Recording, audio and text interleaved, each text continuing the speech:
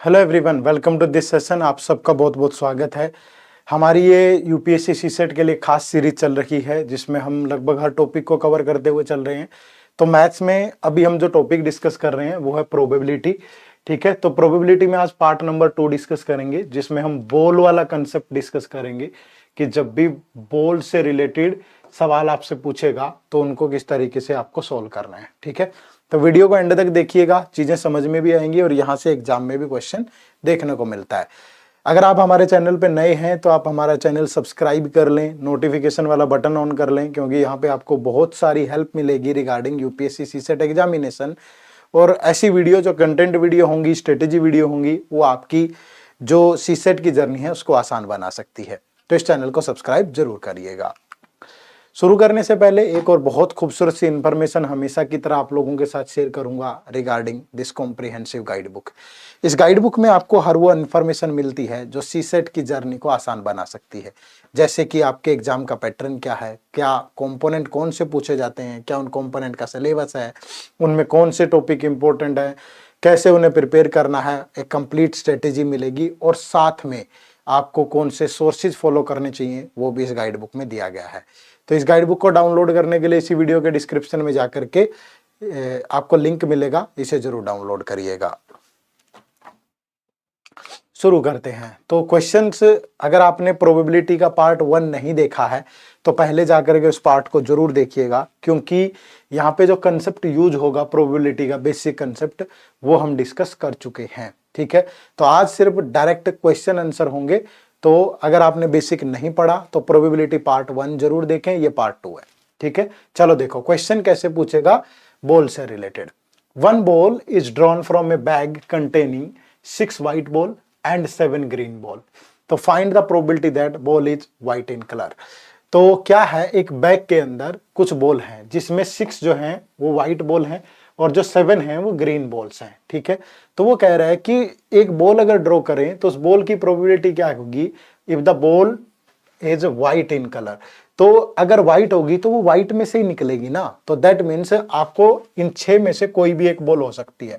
जब आप बॉल निकालोगे तो 61।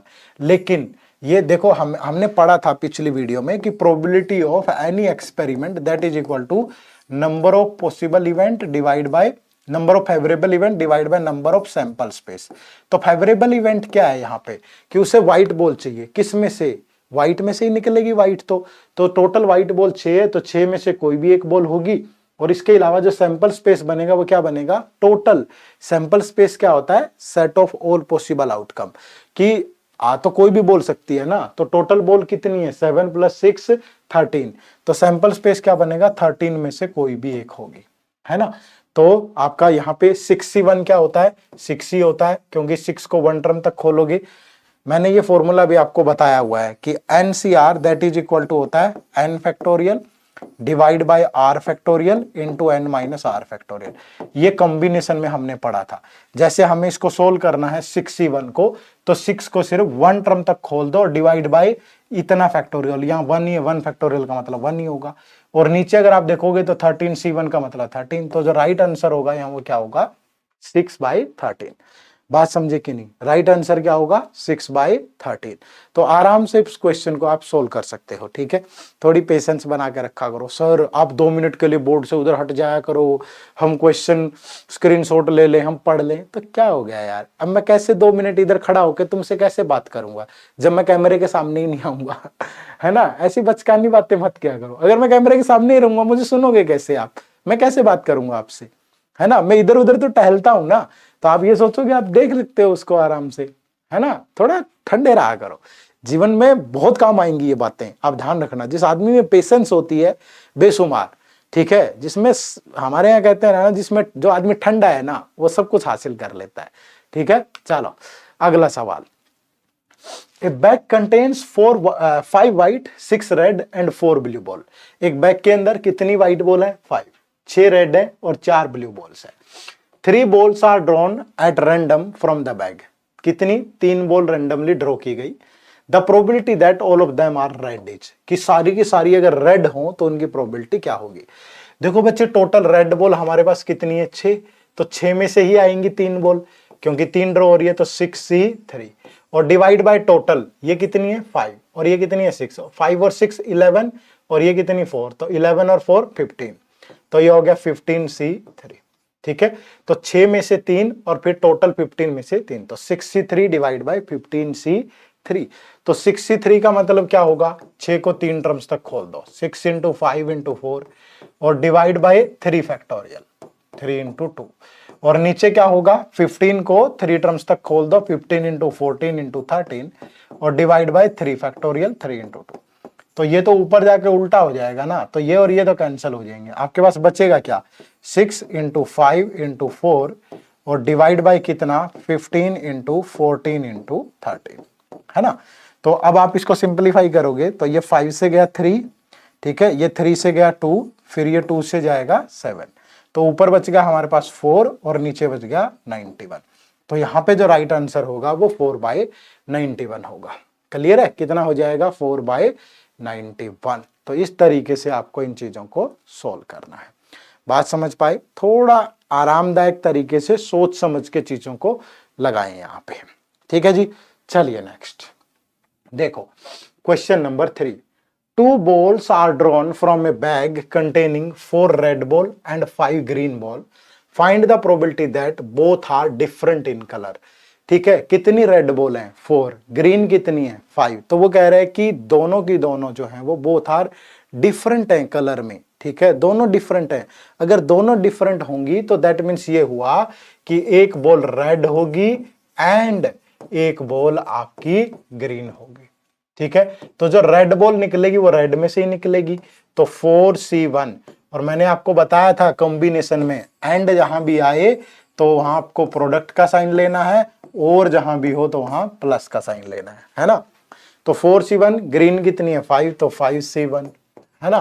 तो डिवाइड बाय कितना, दो बॉल है तो टोटल 4 + 5 9C2, तो 4 इंटू 5, क्योंकि 4C1 का मतलब 4, 5C1 का मतलब 5, 9C2 का मतलब 9 इंटू 8 डिवाइड बाय 2, तो 2 से गया 4, फिर ये 4 से गया 4, तो ऊपर बचा 5 और नीचे बचा 9, तो जो राइट आंसर होगा वो क्या होगा 5/9 होगा। ठीक है, क्या होगा 5/9। तो इस तरीके से आप इन चीजों को सोल्व कर पाएंगे। बात समझ पा रहे हो मेरी।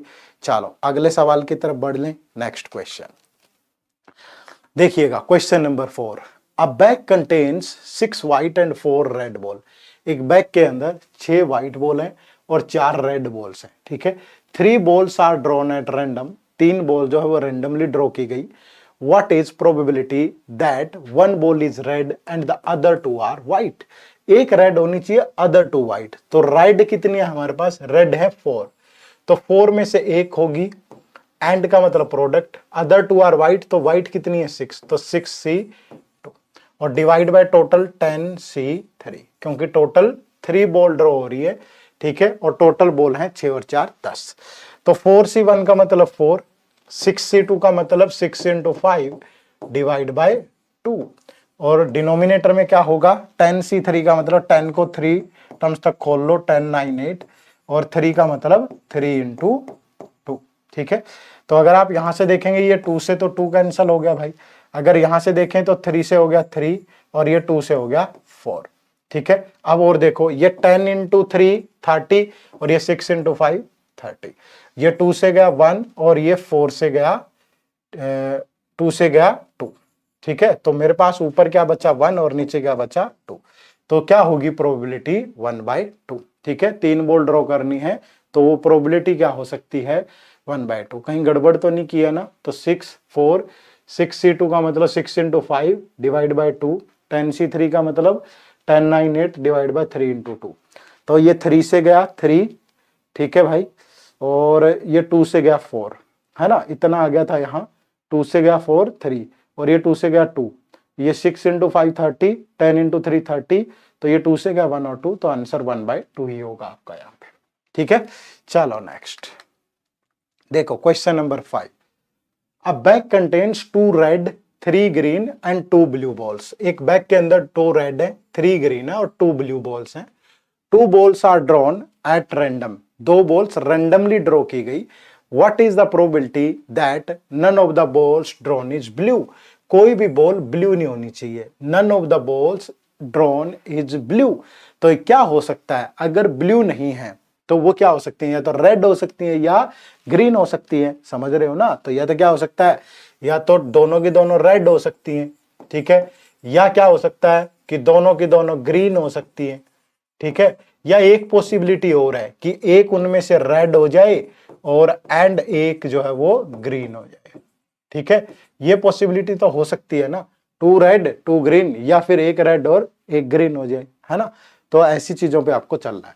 अब देखो यहाँ पे क्या है कि सबसे पहले 2 रेड, तो 2 ही है रेड हमारे पास, तो 2C2 प्लस, ठीक है, 2 ग्रीन, तो ग्रीन 3 है तो 3C2 प्लस 1 रेड, तो 2C1, और एंड का मतलब प्रोडक्ट, ग्रीन कितनी है 3, तो 3C1, और डिवाइड बाय टोटल कितना 2 + 3 5 + 2 7, तो 7C2, क्योंकि 2 ही बॉल ड्रॉ हो रही है, ठीक है। तो 2C2 का मतलब क्या होगा 1, क्योंकि NCN 1 होता है। 3C2 का मतलब 3 × 2 डिवाइड बाय 2 प्लस 2C1 का मतलब 2, 3C1 का मतलब 3, और नीचे 7C2 का मतलब 7 × 6 डिवाइड बाय 2, तो ये 2 से गया 3, तो ये 2 से गया 2, तो ये 3 + 1 4, और ये 6, तो 10/21। तो जो राइट आंसर होगा यहाँ पे वो क्या होगा 10/21, ठीक है। तो क्वेश्चन नंबर 5 का आंसर आपका आ गया 10/21। क्लियर है भाई, सोल्व कर पाएंगे कि नहीं। चलो नेक्स्ट क्वेश्चन नंबर 6 देखिएगा। In a box there are 6 red 7 blue and 8 green balls, ठीक है। 1 ball is picked up randomly. What is the probability that it is neither red nor green, ठीक है। तो ये सही किया ना हमने, ठीक है।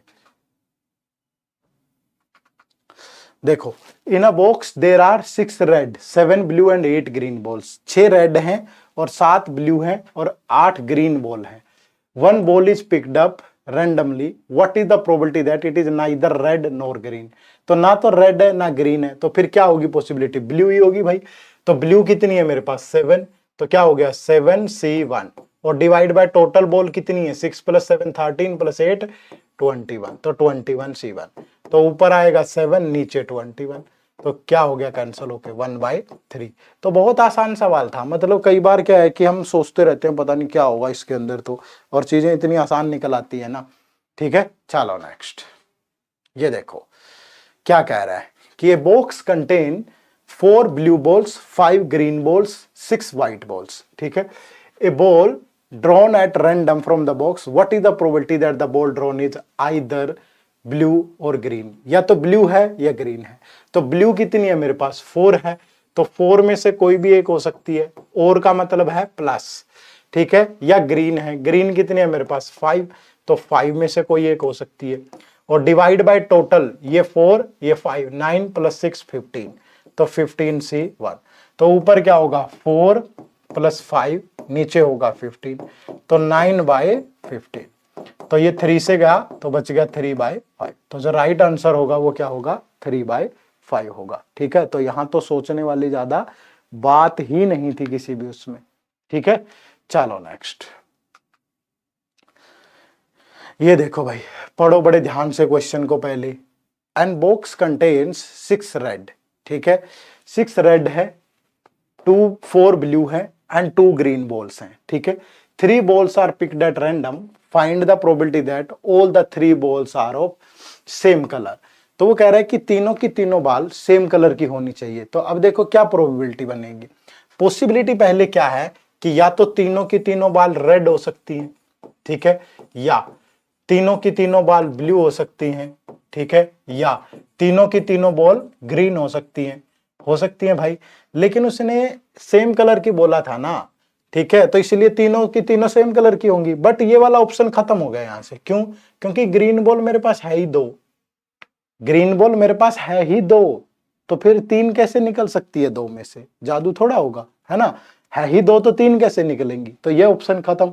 तो 3 रेड हो सकती है 6 में से, तो 6C3 प्लस 3 ब्लू हो सकती है 4 में से 4C3, लेकिन डिनोमिनेटर में टोटल 6 + 4 10 + 2 12, तो 12C3, ठीक है। तो 6C3 को सोल्व करेंगे तो 6 × 5 × 4 और divide by 3 factorial into 3 × 2, plus 4c3 का मतलब 4 into 3 into 2 divide by 3 factorial यानी 3 इंटू, और डिनोमिनेटर में क्या 12c3 का मतलब 12 इंटू 11 इंटू 10 और डिवाइड बाई 3 का मतलब, ठीक है।